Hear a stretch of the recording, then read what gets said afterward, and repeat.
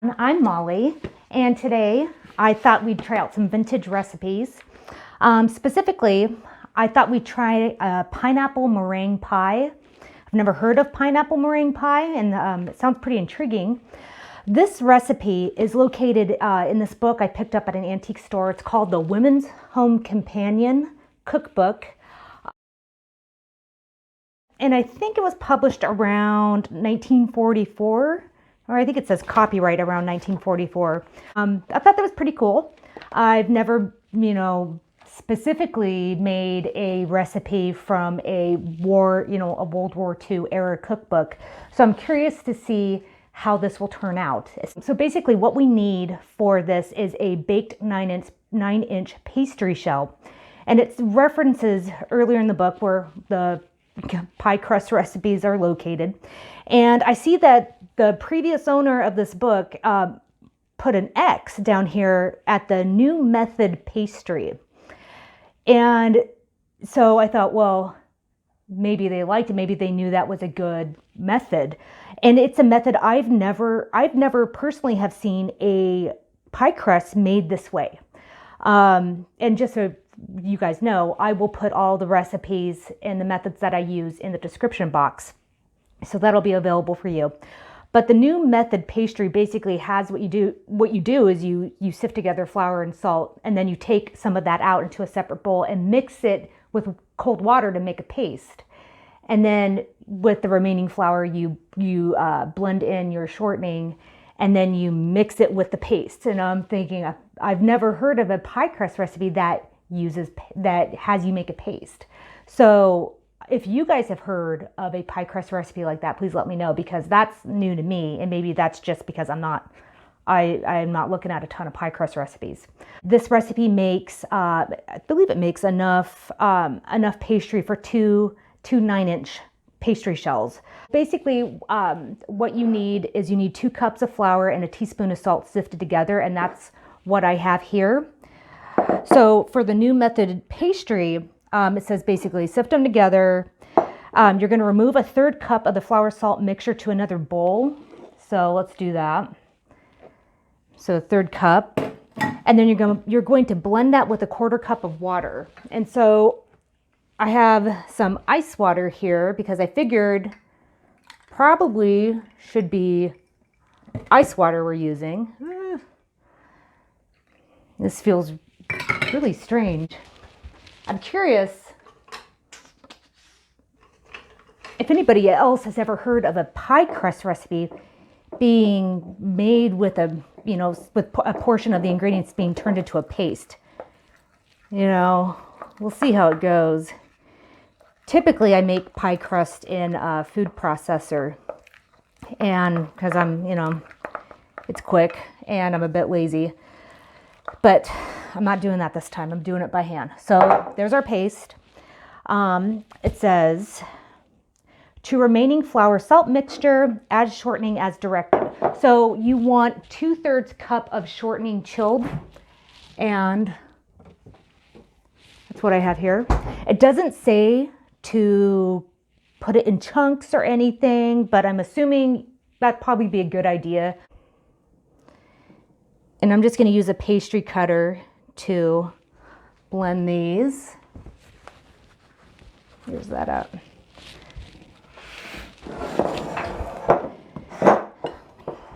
So yeah, I've been kind of going through a rough patch with pie crust lately. Lately they haven't been turning out.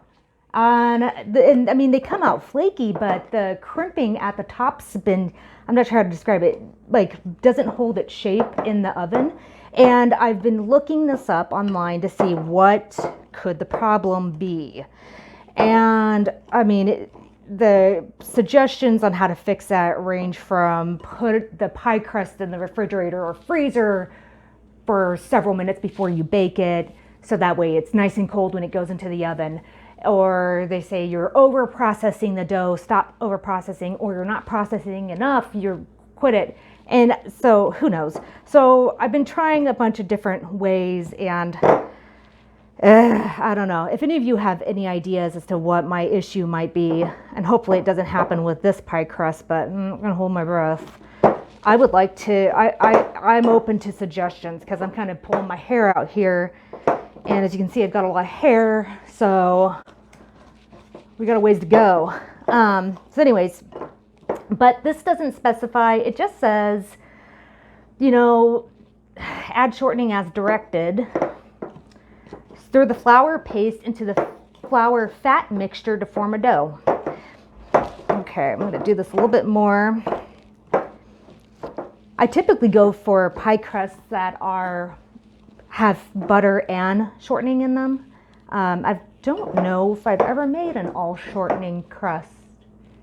I don't think I have. All right, this is weird. This feels really weird, but we're gonna do it. Do you like my really short spoon? I don't know where my other wooden spoons went. This is the one I could find. I don't even know where it came from. It just showed up. It showed up one day. So this spoon's getting me nowhere. So I'm just going in and I'm gonna do it by hand. I'm so short. I'm only 5 feet tall, 5'1", like almost 5'1" on a good day. So when I always forget, I'm like, oh, I should have grabbed my stool, but now my hands are covered in this weird pie crust dough. Actually, this dough feels pretty good. It feels pretty good. It's not like some pie crusts where they're so crumbly, you're like, how the hell am I supposed to roll this out? This one actually feels pretty good. We want to chill the dough, and it doesn't specify how long you chill the dough for. So what I'm thinking I will do, just from other recipes I've done, they've said chill the dough for like, I don't know, anywhere from 30 minutes to an hour to maybe a couple hours. I'm not doing a couple hours. I think I might chill it for 30 minutes. Okay, time to wrap it up. So I've just been busy rolling out the pie crust, and I mean, you guys probably know how to roll out a pie crust, but pretty simple. I like to put out a clean tea towel that has some very, very light sprinkling of flour on it. And then I put a piece of either wax paper, parchment paper, or plastic wrap on the top. And it just keeps my rolling pin clean. It keeps my countertop clean. And it's a lot easier to move the pie crust into the actual pie plate. Just makes your life a lot easier. And you know, I have tile counters, which I'm not a big fan of tile countertops. I did not do this when I bought the house. It was like this. If it were up to me, I would have a solid surface, not one with grooves. So, but I haven't really had an issue with the grooves, honestly, and rolling out pie crusts on them. I mean, I don't really have a choice, so I'm just kind of going for it. And I'm going to roll my dough ever so gently onto my rolling pin. And hopefully I got this right. And how I like to flute it is just taking your your forefinger and thumb like this, and another finger, and just doing some pretty deep flutes. If you have some spare time and you're fascinated by pie, you should go online and look at, like, type in, I don't know what you would type in, fancy pie crust, and see what some people are doing. There are people that take their time with pie crust and do pretty much just works of art. You know, that's impressive. But they always show them like before they're baked, never after they're baked. And I'm like, what's that look like afterwards? Because probably not as good. The crust is pricked. It's thoroughly chilled.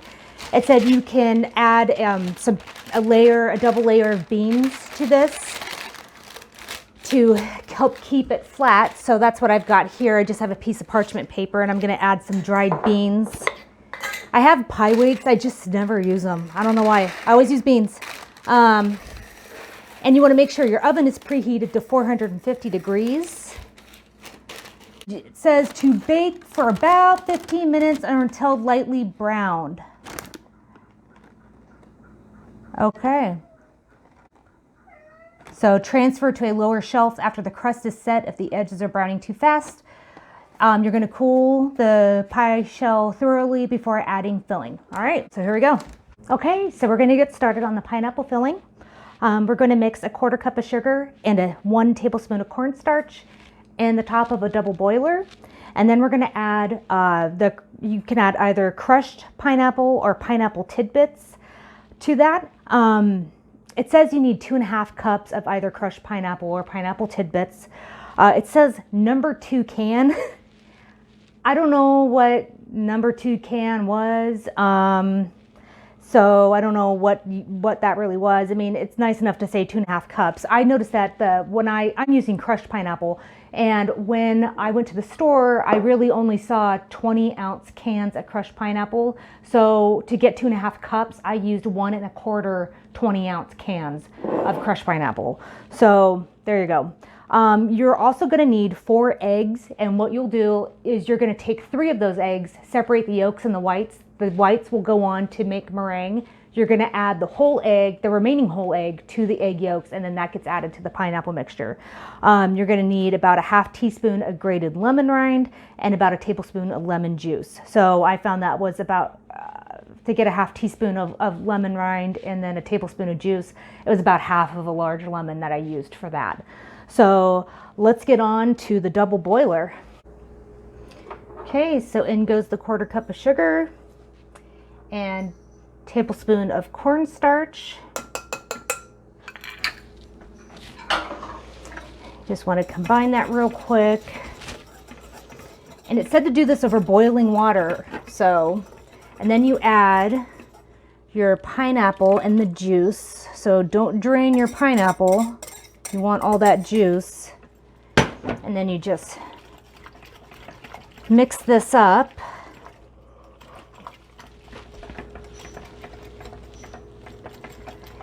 You're going to cook this over boiling water until it's thickened, stirring constantly. And then it says to cook for 10 minutes after that.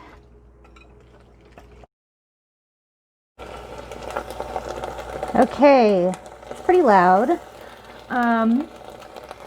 It wasn't cooking in the double boiler, it was taking forever. So I got that up and put it in the pot, and now you can see it's thickened up pretty nicely. You can see that.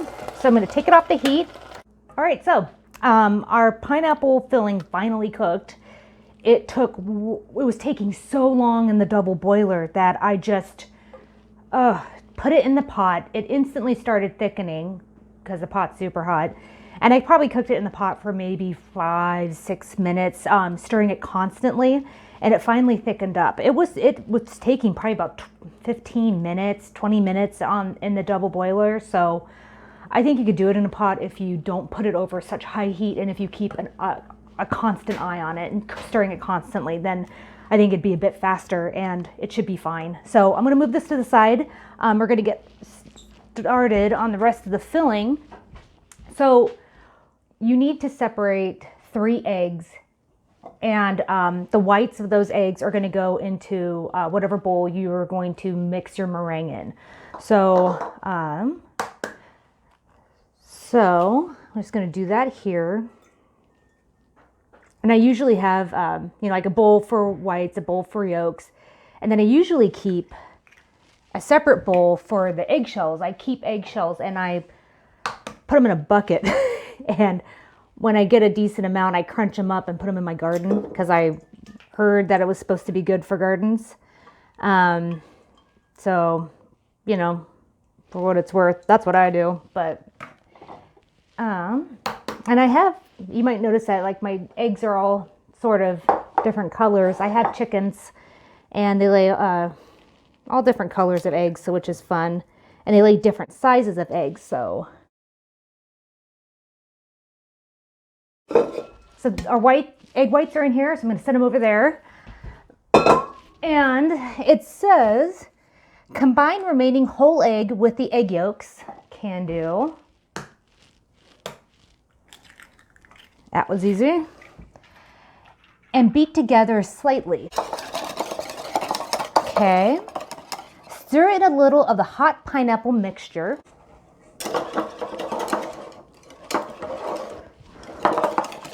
Okay. I'm gonna add a little bit more pineapple just to make sure. I don't want any scrambled eggs in there. Okay. And then we can add this to the rest of the pineapple. Smells good. Smells pretty good. Okay, it says cook over hot, not boiling water for 3 minutes, stirring constantly. I am not going to cook it. I'm not doing the double boiler thing again. So I will put it back on the stove and just thicken this up a little bit. Okay, I put the filling in the fridge for a little bit so it would cool faster.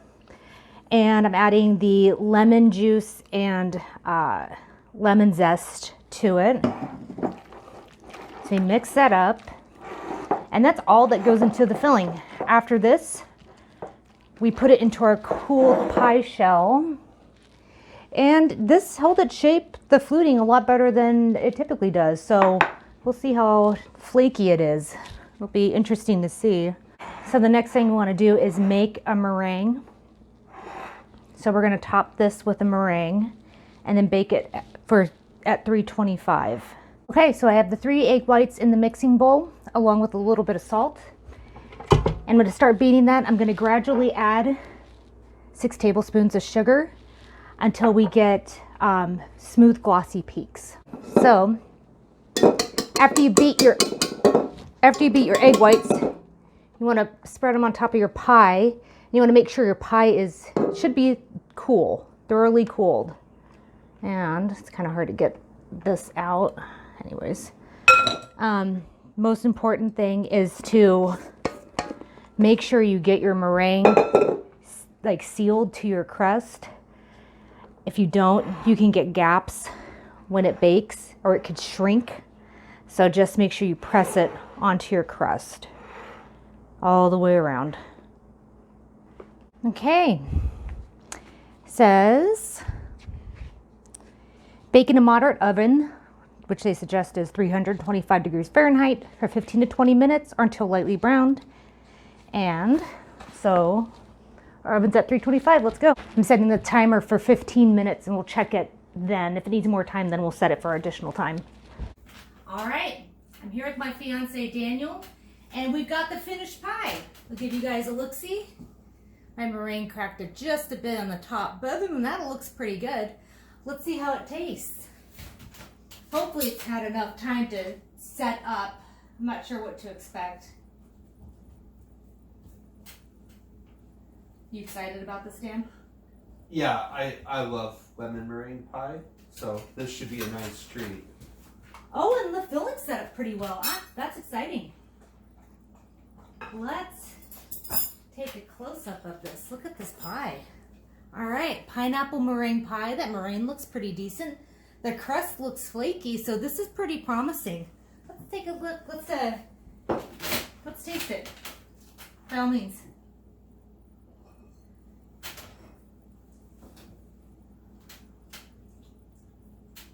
It's pretty amazing. Oh my God, that's delicious. That's pretty good. That is delicious.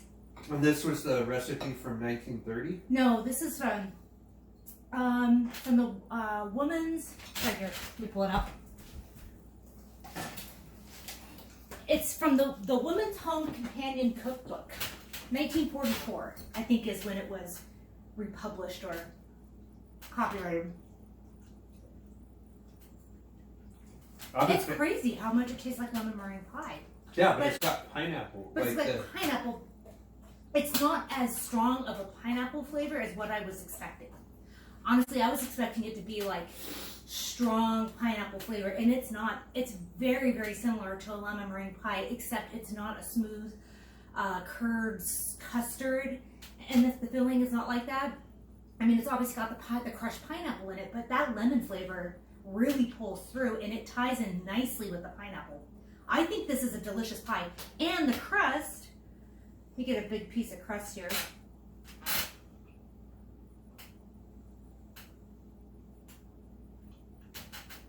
The crust is super flaky. A little bit crispy on the edges of where the fluting was, but I think that's to be expected when you brown a pie crust in the oven.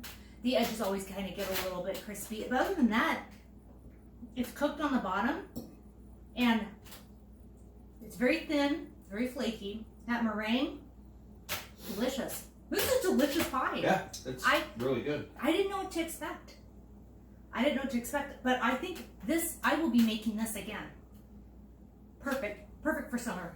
I like pies better than cakes, so we eat a lot of pie. Dan eats a lot of pie. Dan is a pie guy. For his birthday, I make him a special raspberry pie just for him, and it's his favorite. And his birthday's in November, and that's a pain in the butt, but we do it. So anyways, yeah, vintage pineapple meringue pie. Highly recommend.